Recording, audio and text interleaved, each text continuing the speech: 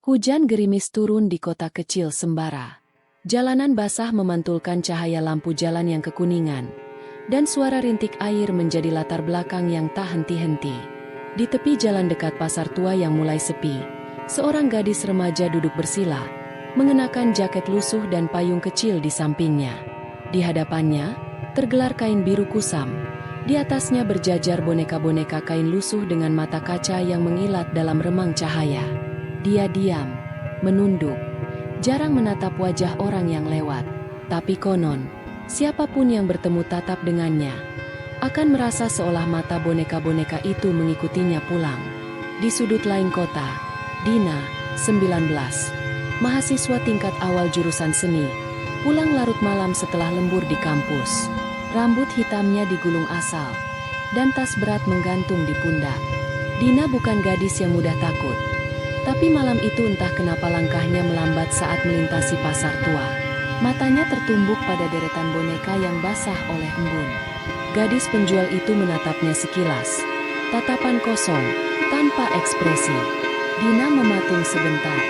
Rasanya seperti deja vu. Bukankah dulu, waktu kecil, dia pernah melihat sosok yang mirip? Mau beli boneka, Kak? Suara si penjual pelan, hampir tak terdengar. Dina ragu, tapi mendekat. Tangannya menyentuh salah satu boneka kecil bergaun putih. Boneka itu dingin, dan matanya berkilau aneh. "Berapa ini?" tanya Dina. Suara sedikit gemetar tanpa alasan jelas. "Tidak usah dibayar, kalau kakak mau," jawab si penjual dengan suara pelan, nyaris berbisik. Dina memandangi gadis itu, berusaha menangkap sorot wajahnya. Tapi entah kenapa pandangannya terasa kabur. Saat ia menoleh ke boneka, tangan si penjual sudah menyodorkannya. Dina mengambilnya. Dan malam itu, tanpa ia sadari, takdirnya mulai berubah. Malam itu, Dina tiba di rumah kontrakannya. Rumah kecil 2 lantai di pinggir kota, agak tua tapi cukup nyaman. Dina tinggal sendiri, sejak pindah untuk kuliah di kota. Ia menaruh boneka itu di meja dekat tempat tidur, lalu merebahkan diri, lelah. Jam menunjukkan pukul 1.30 dini hari. Hujan di luar semakin deras, dan kilatan petir sesekali menerangi ruangan. Dina terbangun karena mimpi buruk. Samar-samar ia melihat bayangan anak kecil berdiri di sudut kamarnya, hanya memandanginya. "Ah, cuma mimpi," gumamnya, berusaha menenangkan diri. Tapi saat matanya terbuka sepenuhnya, pandangannya langsung jatuh ke boneka yang kini duduk tegak di meja, menghadap ke arahnya. Dina ingat jelas, tadi ia taruh boneka itu membelakangi tempat tidur. Jantungnya berdegup kencang. Pasti cuma kebetulan, pikirnya. Ia berdiri, memutar boneka itu kembali, lalu mencoba tidur lagi. Keesokan harinya, Dina bercerita pada sahabatnya, Rani, 20, yang tinggal satu kota. Mereka bertemu di kafe kecil dekat kampus. "Kenapa sih kamu bawa pulang boneka bekas begitu? Serem tahu nggak?" kata Rani, sedikit mengernyit. "Aku nggak tahu juga, Ran. Kayak ada sesuatu aja waktu aku lihat dia semalam. Lagi pula, kasihan penjualnya. Dia masih muda, sendirian, duduk kehujanan gitu." Dina tersenyum kecil. Meski di hatinya masih ada rasa aneh yang ia tak bisa jelaskan. Rani memandangnya serius. "Gak ada salahnya hati-hati, Din. Kadang barang-barang kayak gitu bawa energi aneh."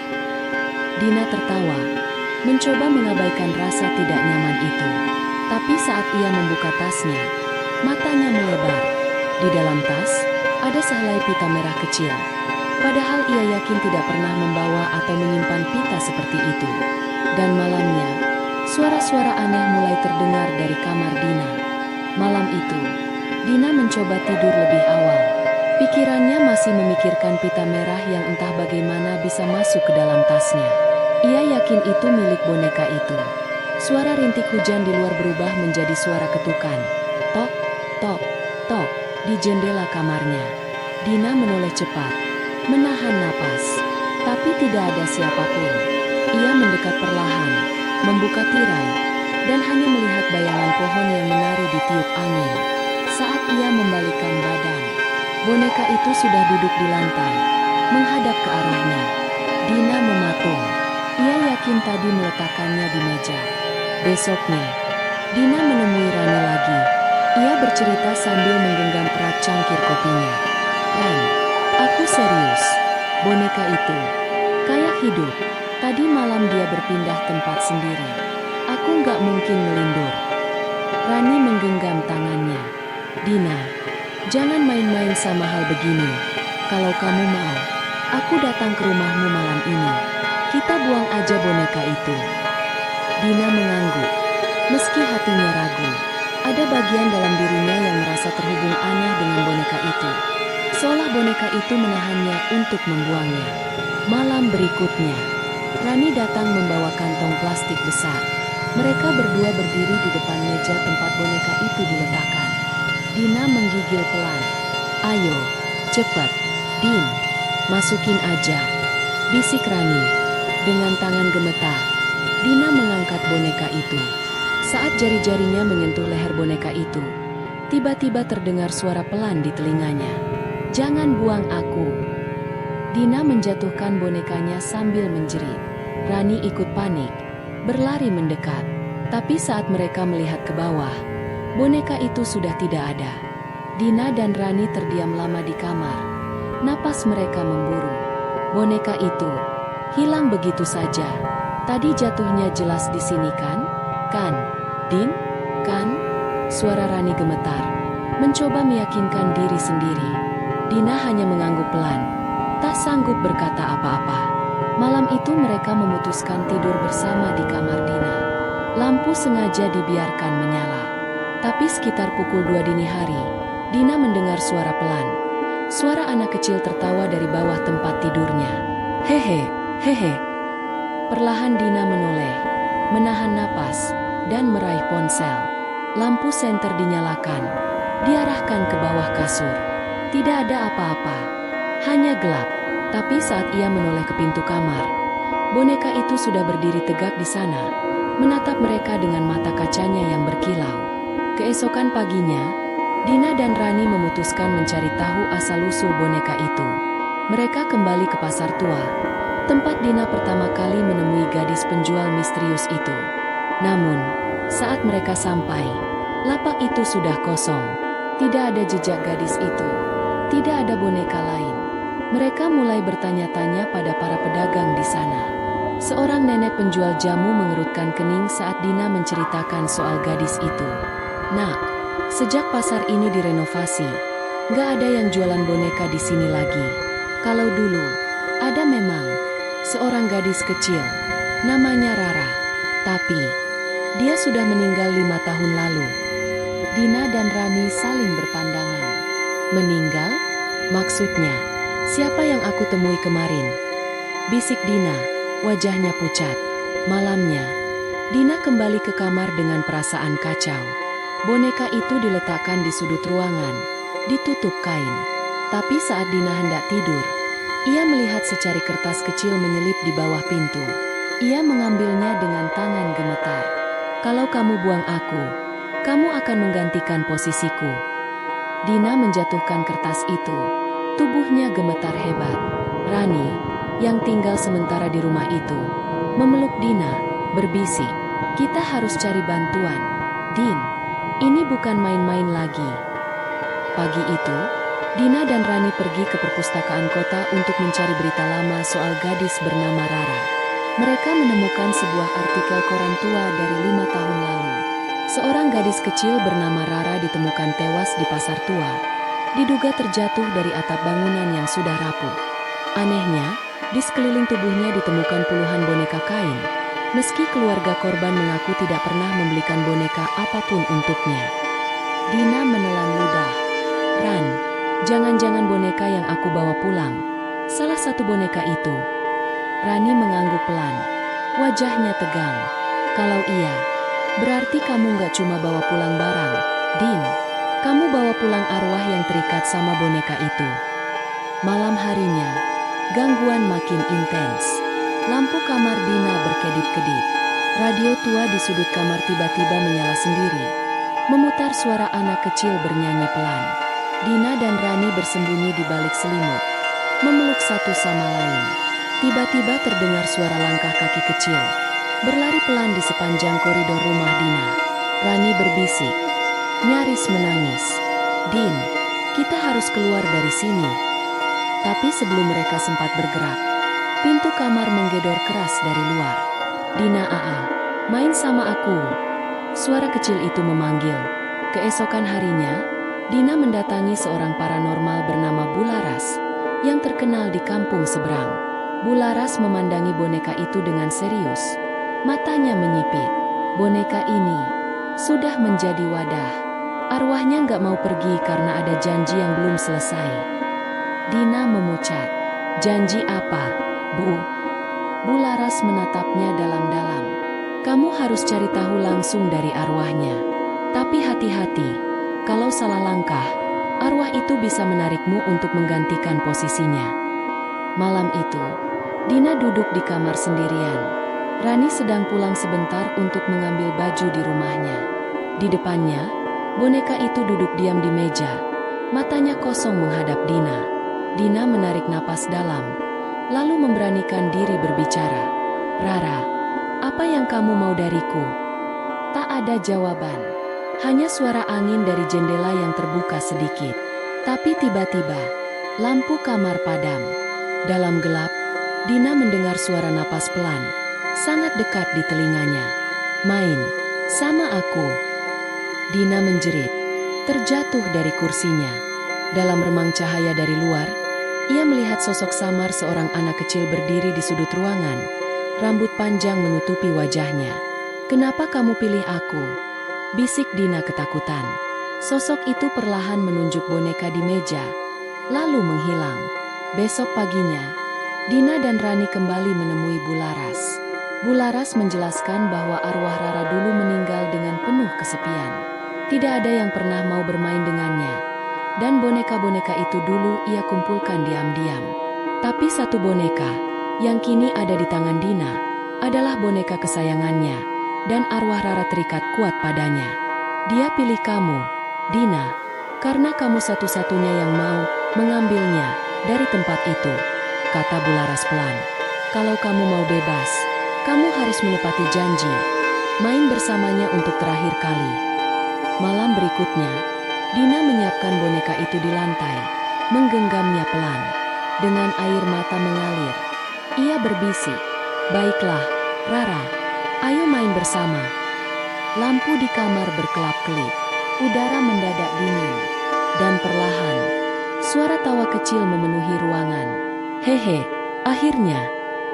Boneka itu bergerak sendiri, tangannya terangkat pelan, seolah menggenggam tangan Dina. Dina menahan isak, menggenggam tangan boneka itu sambil bergetar.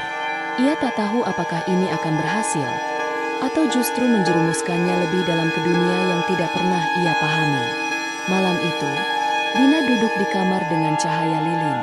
Boneka itu diletakkan di lantai, di depannya. Rani, yang awalnya ingin ikut, akhirnya mundur karena Bularas bilang hanya Dina yang bisa menyelesaikan ini. Dina menutup mata, menarik napas, lalu berbisik, "Rara, aku siap, ayo main." Sejenak, tak terjadi apa-apa. Lalu, tiba-tiba, udara jadi dingin, dan suara tawa kecil terdengar di telinganya. Lilin-lilin bergetar, nyaris padam. Boneka itu perlahan berdiri, bergerak sendiri. "Main petak umpet, ya, Kak Dina," bisik suara kecil di dalam kepalanya. Dina menangis pelan, tubuhnya gemetar. Tapi ia tahu ia harus ikut. "Iya, Rara, ayo kita main." Permainan dimulai. Dina menutup mata, menghitung. Suara tawa kecil terdengar memantul-mantul di seluruh rumah. Saat Dina membuka mata, rumahnya sudah tidak sama lagi. Dinding-dindingnya berubah gelap, penuh coretan anak-anak. Udara dipenuhi bisikan-bisikan kecil. Dina berjalan perlahan, mencari. Tiba-tiba, cermin di dinding memantulkan bayangan seorang gadis kecil berdiri tepat di belakangnya. Dina berbalik cepat, tapi kosong. Namun dari sudut mata, ia melihat boneka itu melayang sebentar. lalu menghilang ke balik pintu. Aku di sini, Kak Dina, cari aku. Dina berlari menyusuri lorong-lorong rumah yang makin tak dikenali. Ruang tamu, dapur, semua berubah gelap dan sempit, seperti perangkap. Suara detak jam berdentang keras, memekakan telinga. Di ujung lorong, Dina melihat pintu yang setengah terbuka. Dengan napas tertahan, ia meraih gagangnya, mendorong perlahan. Di dalam, Rara berdiri, bukan hanya bayangan. Kali ini wujud nyata. Gadis kecil berambut panjang, wajah pucat, mengenakan gaun lusuh. Di tangannya, boneka itu. Rara menatap Dina lama, lalu berbisik, "Kalau Kak Dina mau aku pergi, mainlah bersamaku sekali lagi." Dina jatuh berlutut, air matanya jatuh. "Baik, Rara, aku mau." Rara tersenyum kecil, dan tiba-tiba, ruangan bergetar, dinding-dinding seperti runtuh, dan Dina merasa tubuhnya ditarik. Dina merasa tubuhnya ditarik ke dalam kegelapan. Ia berusaha melawan, tapi seolah ada kekuatan tak terlihat yang mengikatnya. Tiba-tiba, ia terjatuh ke dalam sebuah ruangan yang gelap, dengan hanya cahaya samar dari boneka yang bersinar. Rara berdiri di hadapannya, matanya menatap tajam. "Kak Dina, kenapa kamu gak main sama aku?" Suara Rara terdengar pelan, seperti bisikan angin. Dina menatap boneka itu, merasakan aura yang begitu kuat mengelilinginya. Dina berlutut, menggenggam boneka itu dengan tangan gemetar. Aku sudah bermain, Rara, tapi aku nggak bisa. Aku nggak bisa terus terperangkap di sini." Tiba-tiba, seluruh ruangan berputar. Dinding-dindingnya berubah menjadi kaca hitam, dan Dina melihat dirinya sendiri, terjebak di dalam boneka itu. Wajahnya dilihat oleh ratusan boneka lainnya yang mengelilinginya, dan suara tawa anak-anak mengisi udara. "Apa yang kamu pilih, Dina? Main dan hidup selamanya, atau membebaskan dirimu?" Suara Rara bergema. Dina merasakan air matanya mengalir. Ia merasa begitu tertekan, seolah dunia di sekelilingnya semakin menjerat. Tapi di sisi lain, ada perasaan kasihan pada Rara yang hanya ingin teman. Boneka itu adalah satu-satunya cara untuk mengikat arwahnya, namun kini menjadi kutukan. Dengan tangan bergetar, Dina memegang boneka itu dan berkata pelan, "Aku tidak bisa menjadi bagian dari dunia ini. Rara, aku harus pergi." Tiba-tiba, ruangan itu berubah menjadi gelap total. Dina merasakan dirinya jatuh bebas. Rasanya seperti waktu melambat. Saat ia membuka mata, ia berada kembali di kamarnya, dengan boneka itu di tangannya. Namun, ada perubahan yang mendalam. Dina merasa lebih ringan, lebih bebas. Boneka itu tergeletak di lantai, tidak bergerak. Suara tawa yang semula menggema itu menghilang. Ia bangun dan berjalan keluar kamar, mendapati Rani yang sedang menunggunya di ruang tamu. "Din, kamu baik-baik saja?" tanya Rani khawatir. Dina tersenyum lemah, memandang Rani dengan tatapan kosong. "Aku baik-baik saja, Ran. Tapi Rara akhirnya pergi." Pagi itu, Dina bangun dengan perasaan aneh. Segalanya terasa tenang, tetapi ada juga perasaan hampa yang mengikutinya. Dia memandang boneka yang tergeletak di lantai. Tidak ada suara, tidak ada pergerakan lagi. "Rara, kamu akhirnya bebas," bisik Dina pelan. Matanya berkaca-kaca. Rani yang sedari tadi menunggu di ruang tamu, masuk dan melihat Dina berdiri dengan tatapan kosong. "Din, apakah itu benar-benar selesai?" tanyanya, khawatir. Dina mengangguk pelan, namun dia tahu di dalam hatinya, belum sepenuhnya bebas. "Rani, ada sesuatu yang aneh." Dina duduk di sofa, meremas tangannya. "Aku merasa ada sesuatu yang hilang." Rani duduk di sampingnya. "Apa maksudmu?" "Aku nggak tahu. Sepertinya ada bagian dari diriku yang masih tertinggal di dunia itu." Malam itu, Dina tak bisa tidur. Dia merasa seperti ada sesuatu yang masih mengawasi. Meskipun rumah itu kembali normal, tidak ada lagi suara tawa atau suara langkah kaki kecil. Tetapi, boneka itu, Boneka yang semula diletakkan dengan rapi di lantai, tiba-tiba terlihat bergerak sedikit. Dina menggigil, tapi tidak ada lagi suara Rara. Saat ia mendekatkan tangan untuk menyentuh boneka itu, tiba-tiba lampu berkedip, dan suara kecil terdengar lagi. "Terima kasih, Kak Dina." Dina terkejut, matanya terbelalak. "Rara." Namun, saat ia memegang boneka itu, ia merasa ada kehangatan yang aneh mengalir. Rara akhirnya benar-benar pergi, bukan karena kutukan atau permainan, tapi karena ia mendapatkan apa yang dia butuhkan, teman, pengertian, dan kebebasan. Dina teringat kata-kata Bularas.